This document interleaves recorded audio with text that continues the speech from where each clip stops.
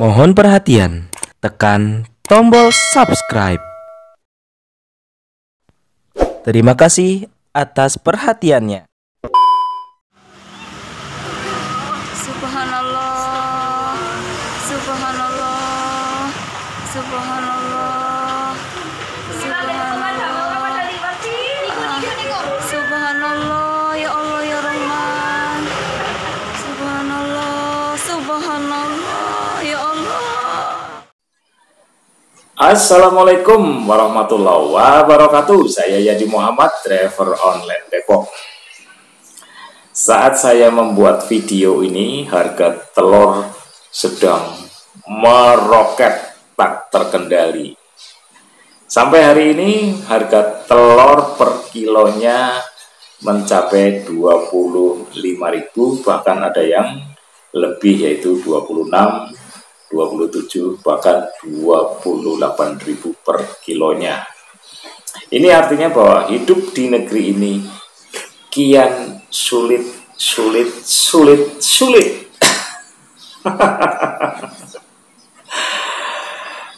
Nah, kali ini saya akan membacakan berita yang disajikan oleh Repelita Online atau repelita.com.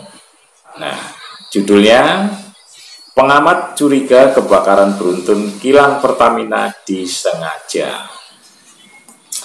Ya, kalau dari judulnya, ya saya sih curiga. Memang mafia migas sepertinya ikut bermain dalam kebakaran beberapa kilang milik Pertamina.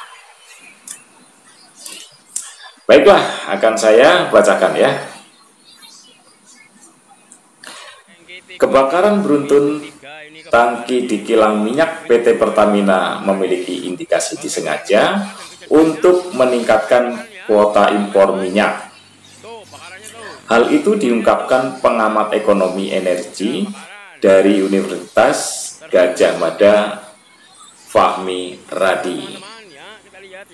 Menurut dia, kebakaran beruntun kilang Cilacap semakin menguatkan indikasi ada unsur kesengajaan dari pihak tertentu untuk tujuan peningkatan volume impor pasca kebakaran yang menjadi lahan pemburuan rente. Selain itu, Fahmi menilai kebakaran yang terjadi dalam beberapa kali tersebut mengindikasikan bahwa Pertamina abai terhadap pengamanan kilang. Terlebih, kebakaran itu tidak hanya meludeskan tangki penyimpanan minyak, tetapi juga mengancam keselamatan warga di sekitar area kilang. Ini ada quotation ya.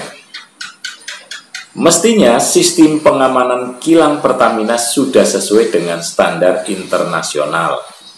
Namun, tetap saja terjadi kebakaran untuk kesekian kalinya. Jelas Fahmi dari keterangan tertulisnya. Dikutip oleh Antara Minggu 14 November 2021. Lebih lanjut, Fahmi mengatakan bahwa insiden kebakaran itu akan memperbesar biaya impor bahan bakar minyak nasional. Berdasarkan data Badan Pusat Statistik, impor minyak RI tercatat sebanyak 10,57 juta barel sepanjang Januari hingga Juli 2021. Jumlah itu meningkat dibandingkan periode yang sama tahun lalu sebesar 10,33 juta barel.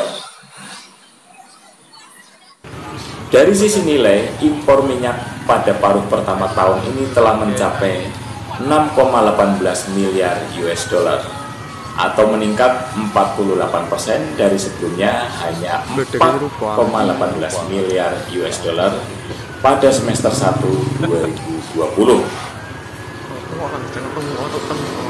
Kenaikan impor itu akibat lonjakan harga minyak dunia. Selain berdampak terhadap keran impor BBM, Lanjut Fahmi, insiden itu juga dapat memperburuk kinerja keuangan Pertamina pada 2021.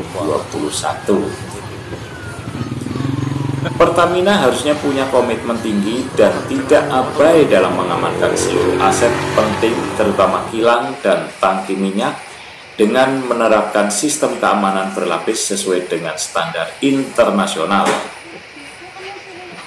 Ini ada quotation lagi. Sistem pengamanan tersebut harus diaudit secara berkala oleh Kementerian ESDM dan lembaga independen, katanya. Adapun deretan insiden kebakaran tangki kilang Cilacap sudah terjadi 2 kali tahun ini. Pertama, pada 11 Juni 2021, insiden kebakaran di kilang tersebut terjadi sekitar pukul 19.45 waktu Indonesia Barat. Ketika itu api melalap tangki T39 yang berisi benzena untuk produk dasar petrokimia. Pada saat terbakar, tangki di area Banwol hanya berisikan sepertiga produk benzena atau sebanyak 1.100 barel dari kapasitas tangki 3.000 barel. Insiden kebakaran kedua terjadi 5 bulan kemudian, tepatnya pada Sabtu kemarin 13 November 2021. Insiden kebakaran terjadi pukul 19.10 waktu Indonesia Barat, menimpa tangki 36T-102. Tangki itu berisi komponen produk Pertalite sebanyak 31.000 kiloliter. Lalu sebelum adanya di kilang Cilacap, kebakaran juga terjadi di kilang Balongan, Indramayu, Jawa Barat. Kilang minyak milik Pertamina Indramayu itu terbakar pukul 00.45 waktu Indonesia Barat pada 29 Maret 2021. Petugas membutuhkan waktu 2 hari untuk memadamkan api. Pertamina mencatat nilai kerugian mencapai 400.000 barel karena ada 4 tangki yang terbakar di kilang Balongan, yaitu tangki E, F, G, dan H dari 71 tangki dengan luasan sekitar hampir 2 hektar dari total 180 hektar. Sementara itu, Sekretaris Perusahaan Kilang Pertamina Internasional, Ifki Sukarya, menegaskan pihaknya telah berupaya melakukan pencegahan kebakaran di kilang minyak. Menurutnya, berbagai upaya yang telah dilakukan perseroan mulai dari pemasangan penangkal petir di area tangki, pemasangan fire gas detector, hingga inspeksi peralatan las secara rutin. Selama 11 bulan terakhir, total ada 3 kali kebakaran di kilang minyak milik Pertamina yang terjadi saat hujan disertai petir, yaitu 1 kali di kilang Balongan dan 2 kali di kilang Cilacap. Nah, itu tadi berita yang dirilis oleh repelita.com. Kalau kita analisa dari berita tersebut, memang mengindikasikan bahwa masih pekatnya atau masih kentalnya mafia migas bercokol di Pertamina. Padahal tujuan Jokowi memasang Ahok, sang penista agama yang juga narapidana, itu untuk mengusir mafia migas, katanya. Tapi justru saya berpikir sebaliknya, bahwa Ahok dipasang sebagai komisaris di Pertamina justru makin amburadul sepertinya. Ya, buktinya tidak kunjung beres. Beberapa waktu lalu ya kan terjadi kenaikan BBM. Ya, sempat menuai kritik. Lagi-lagi masih di dibelain oleh pemerintah.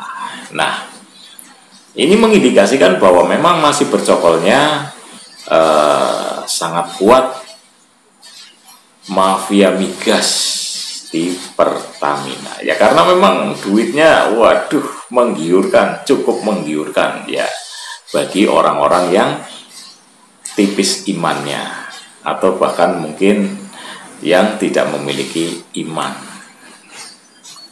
Bagaimana solusinya? Kalau saya simpel-simpel saja ya kan.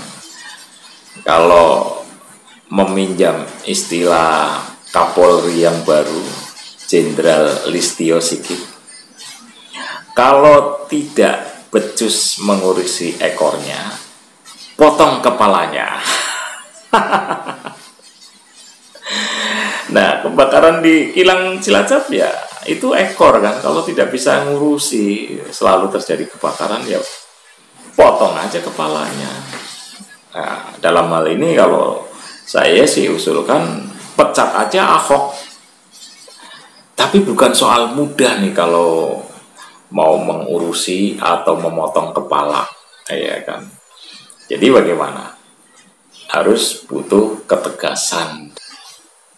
Harus ada kemauan politik yang sangat atau ekstra keras dalam hal menggebuk dari ekor sampai kepala sehingga baru beres.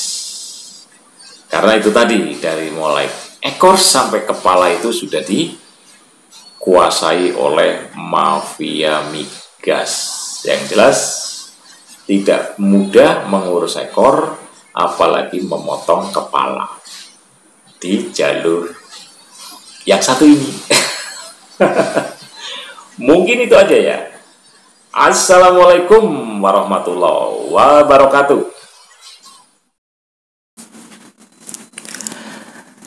Saudaraku sebangsa dan setanah air, juga saudara seiman, yuk kita belanja ke pedagang di pinggir jalan, asongan, dan pedagang keliling. Dengan berbelanja kepada mereka, kita sudah menyelamatkan mereka dari kemiskinan. Seperti kita tahu bahwa kemiskinan itu dekat dengan kekufuran.